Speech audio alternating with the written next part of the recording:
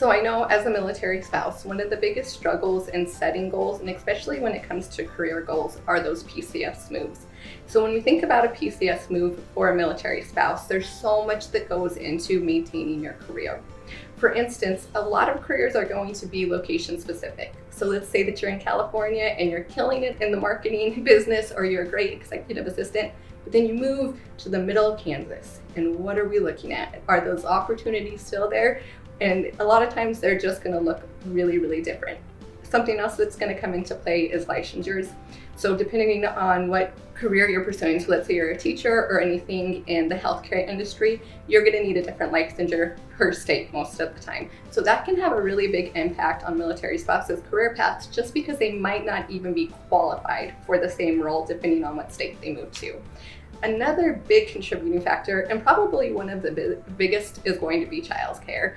So if you're getting up and you're having to move and you're having to pursue new childcare every 2 to 3 years and find childcare that you really trust and believe in order to pursue your career, that can be a huge obstacle. So childcare is definitely a contributing factor, and also other family circumstances. For instance, transportation.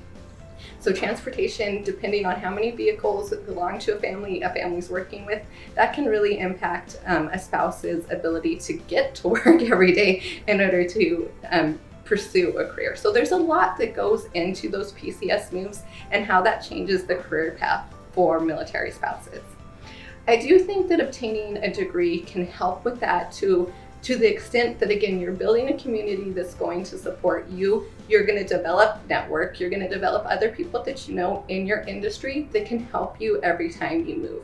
Beyond that, having that piece of paper to take to an employer does make a difference. And most employers now, they want to see a bachelor's degree. Some are even going to want to see a master's degree. So having that degree in hand is definitely going to help in the career search. I think too, though, just the boost in confidence, because in order to get a career, you're going to have to tell somebody that you're ready to perform a job, and that you're going to have to confidently express yourself and your abilities. You're going to have to tell an employer, this is what I can do, and do that with confidence. They need to know that you're ready to walk into that role.